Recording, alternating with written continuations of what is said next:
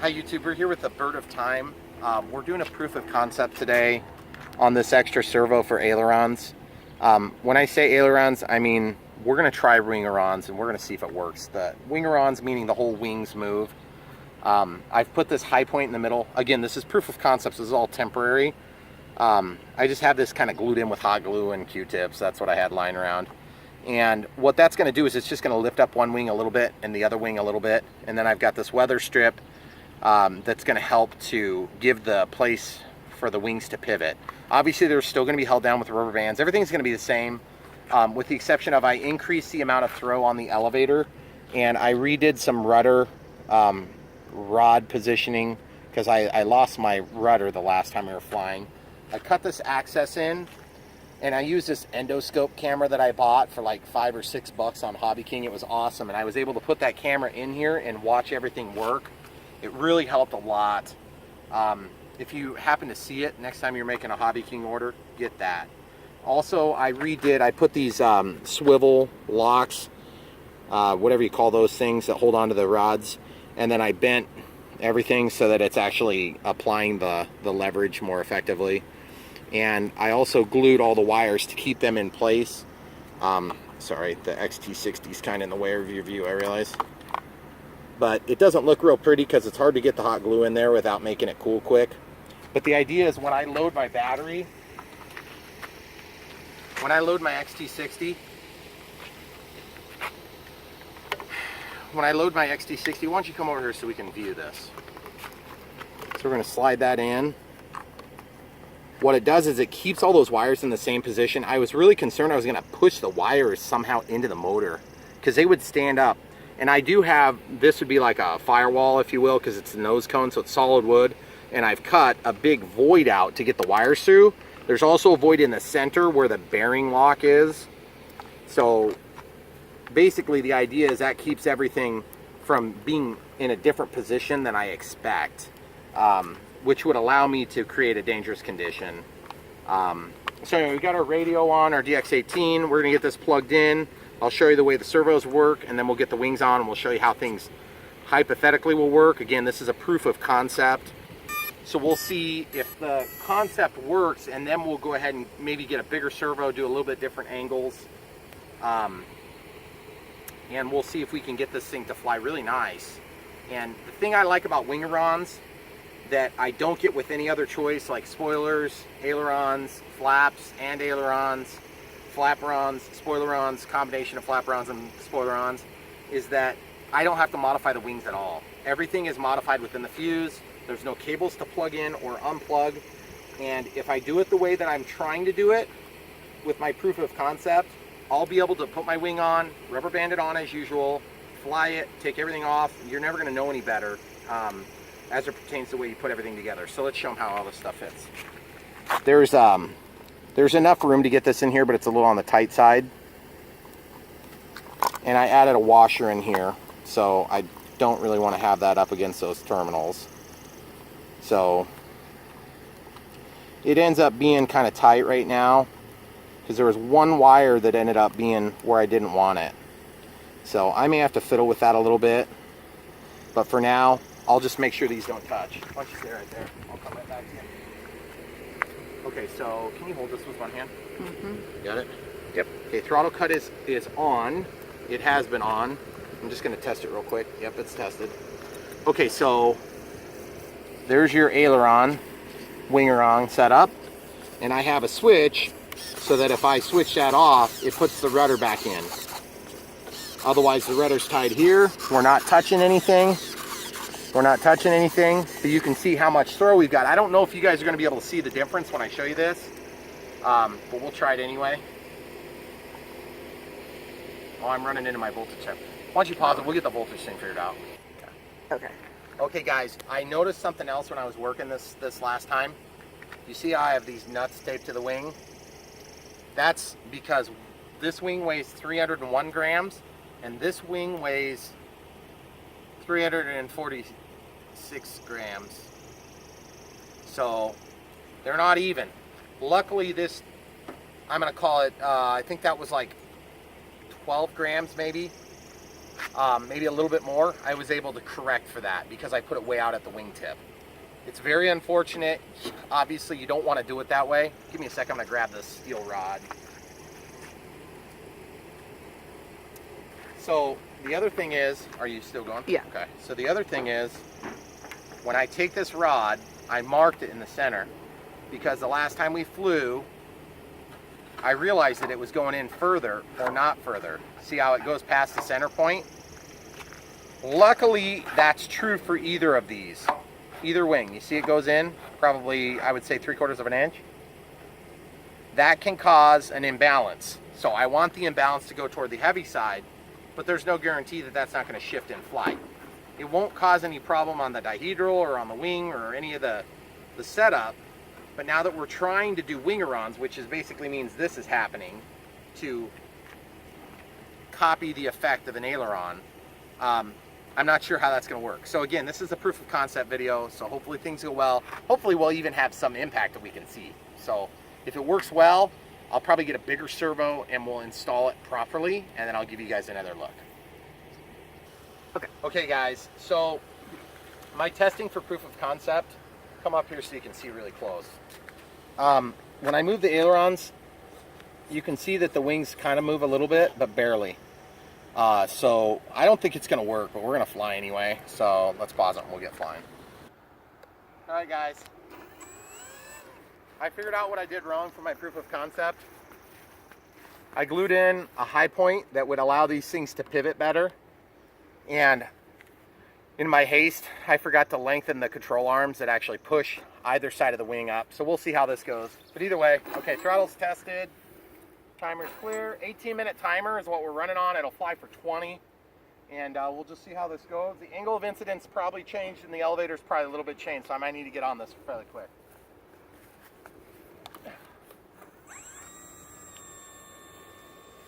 Well, that's flying really good.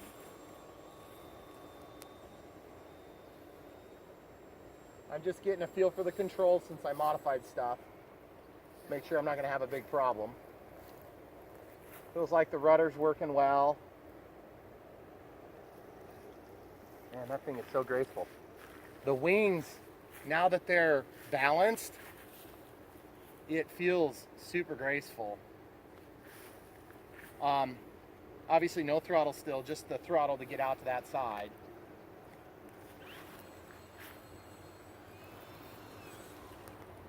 Okay, we're going to try a little bit more rudder there. Elevator's great now. We have tons of elevator authority, which is what I've been wanting all along.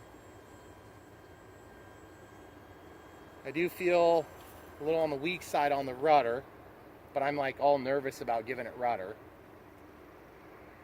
Oh, I'm mixing back in my ailerons. Or excuse me. Yeah, there's zero impact from that servo right now, guys. I didn't think there would be a lot, but whatever. Okay, I just set my mix back. Why don't you step forward a few steps so you can see it better.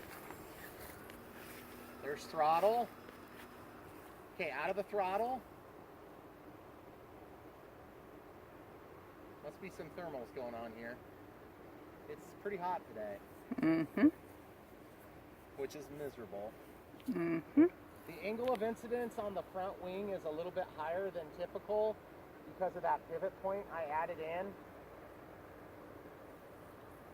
The pivot point is just beyond, I would say maybe an inch past CG where that middle brace is on the frame in the kit version. If I get home, I'll probably extend those lever arms and see if I can actually make the aileron effect work.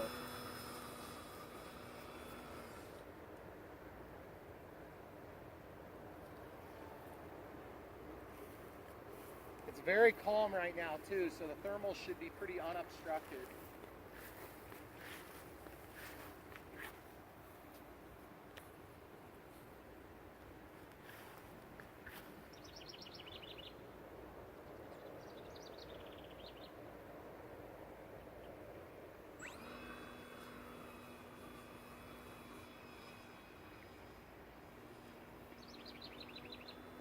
The rudder authority feels better.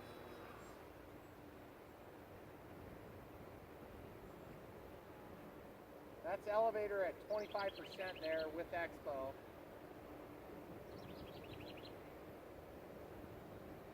She's got a whole lot more authority on the elevator, I can tell you that for sure. And to be honest with the rudder, a whole lot more there too. It feels a lot better. I'm sort of embarrassed that I missed that wing differential. You know, that's like 15-20% difference there in weight. Oh yeah, there's some thermals up here. You can see it going up. A little bit of wind kicking in, just very light breeze.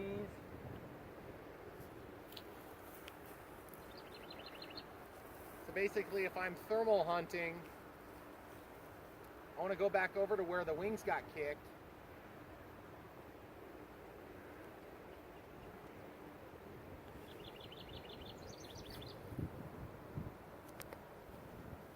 And I've been out of the throttle here for a couple of seconds now. You can see I just must have fallen out of some thermal there.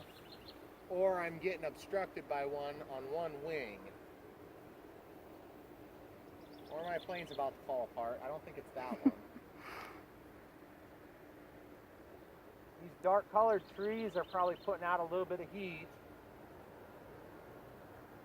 So I bet I'm getting some thermals somewhere in here. I'm just not 100% sure. It's such a big plane. If you had a small thermal, you could actually fly through part of it. Just flip the edge of it. Trying to keep it level.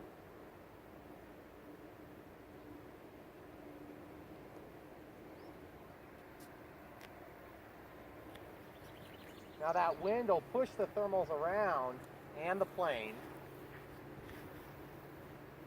So you can see, I'm just trying to be careful with my controls. I don't want to overdo it. If you over control these planes for thermaling, then you'll waste a lot of energy on that. But to be honest with you, as hot as it is, there should be some good thermals. Okay, just going up a little bit. Out of the power. You can see the little whoop. You see that cloud right above us there? Mm-hmm. Where I was just a second ago? That cloud has a big curl in it from all the air lifting. That's pretty cool. But they're up quite a bit higher than we are.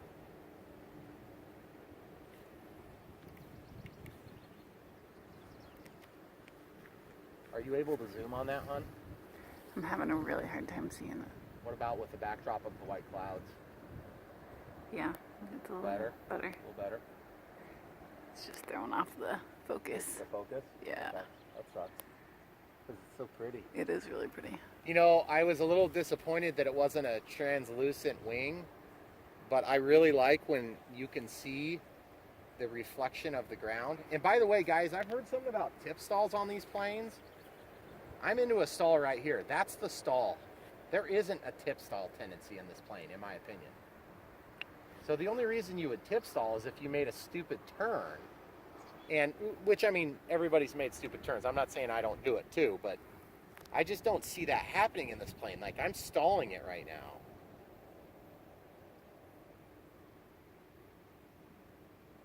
Okay, into the power. And yes, you could fly for significantly longer than 18 minutes on this charge for this 2200 milliamp. Because normally I've been under power a little bit more. The duty cycle of the motor's been higher in the past. I kind of want to show you the elevator authority a little bit again. Do you have decent focus right now? I think so. Okay. It's always hard to tell out here, I know. Yeah. There's down elevator. That was about 70%. There's up elevator. There's up elevator. That's about 70% there. And that's a slow turn, so you have to imagine I'm getting a pretty good amount of output. And I'm barely using the rudder, which is awesome, because that's the way I wanted it. Let's show the people. Okay, so you got a shot of both. Mm-hmm. Okay, so there's the rudder, and I'm not even hardly moving. Let's get a little altitude. A little down elevator, a little rudder mix. Okay, out of the rudder, largely. Okay, just getting a little speed back. Elevator. Okay, I'm going to turn around here so we can get a better angle for us. All right, here we go. Now we'll do it again. Can you see both? Yep. Just a little down elevator. Now, getting back into it. See the tip stall, guys? That was not a tip stall, guys. That was a perfect stall. It just nosed back down. I'm riding a little bit of down elevator as I go up. Full throttle. I'm sort of afraid to give you 100% elevator, to be honest. Okay, there's 100% elevator right there. It's kind of crazy. It gets a little nuts, guys. The 100% elevator, I'm probably only going to use right when I'm stalling it into the ground on landing for that last little, you know, that last little bit where you're trying to kind of get it to stall right onto the grass in front of you. And then I have plenty of down elevator. That's 50% down elevator, 25%. I don't know if they could hear that. Do you think they could hear that? That one was really quiet at that time. It was kind of quiet. And guys, what I'll do with those nuts in the wing is one of two things. I'm either going to just cut the monocoat toward the trailing edge of the wing or the leading edge of the wing. The leading edge of the wing has some solid wood, so I'll probably do it up at the leading edge. And I'll just stick some CA up in there and just glue those nuts in place. And that's just going to balance the plane left and right. I hate to add counterweight to any planes, but when you have that big of a weight disparity, I just don't know what else you can do. All from gliding, guys. That is so cool.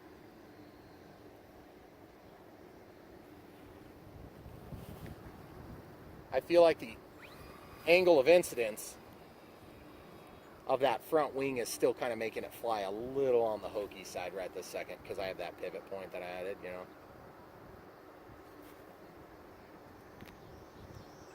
Car.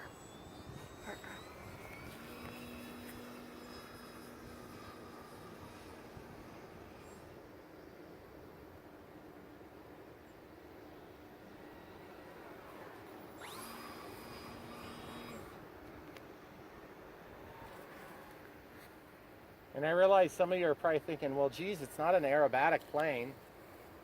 Yeah, it is. It's just as aerobatic as I want to make it until the wings break off.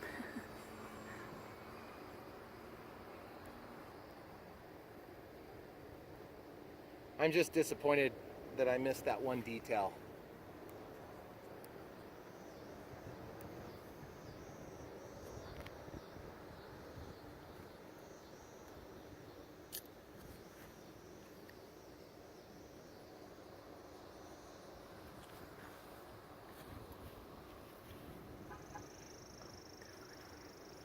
Try to start it again.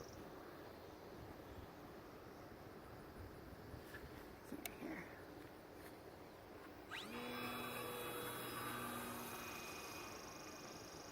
All right, so guys, the other day we were getting about a 20-minute flight time. We're 6 minutes 40 from our end of our timer, which would be 18 minutes in.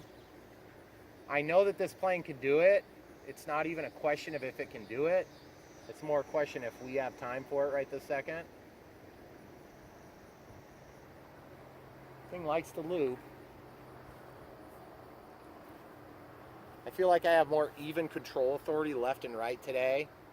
But like when I got out over those trees over here, I felt like the wind at the tail was really making it hard to turn the way I wanted it to turn.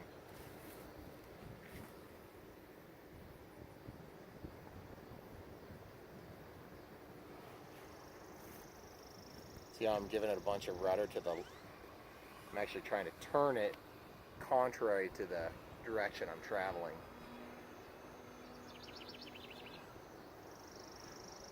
Okay. Ooh, there's a bird over there. It's probably riding a thermal. I haven't seen many birds up here. We probably don't have a great thermal set. Just that one. That one over there, he's mounting over there, I think. So there's a full rudder. Just turns it right around. There's full rudder the other way. And then you kind of got to get out of it or you'll stall the plane.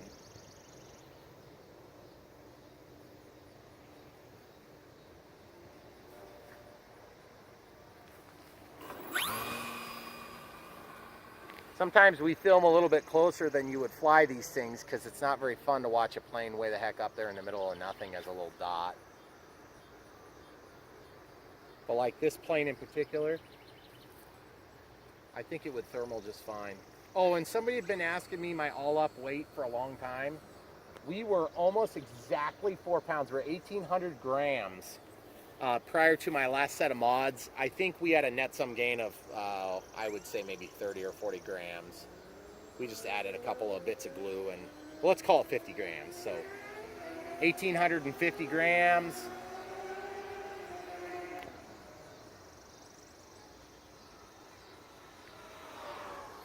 Gotta love it, guys.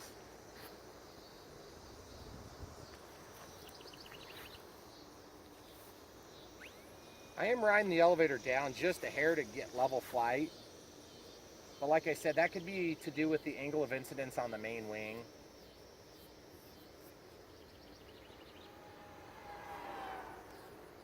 I love that sound.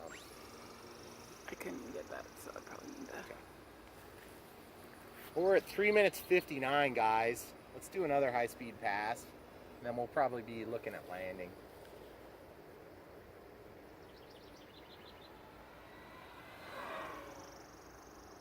I love that sound. I wanted to make sure we could picture it. You should be able to get that one. Okay, good. Okay, we'll do a stall turn here. If it'll do it. Yep, it did. Did it gloriously. I love it. I love it.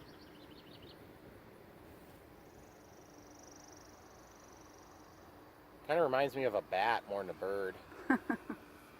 Shape of the front wing and the back wing. It doesn't sound quite as appealing as a name. Bird of time. No, the bat of time. Oh, there's my battery. 3 minutes ahead of schedule, so let me go ahead and land it. Okay. Probably just the heat. And by the way, I always land at my first warning. The warning is off now, but I know that if I needed another burst, I could get another burst and get up to altitude. Like if I ran into a situation where I was up against a tree or something. Probably gonna have to do one loop on. Okay. But I could catch a thermal here, so I just kind of gotta be a little bit pointy about getting it down.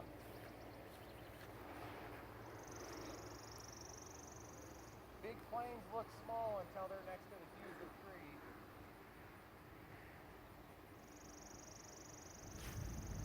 Doing a tailwind landing here, guys.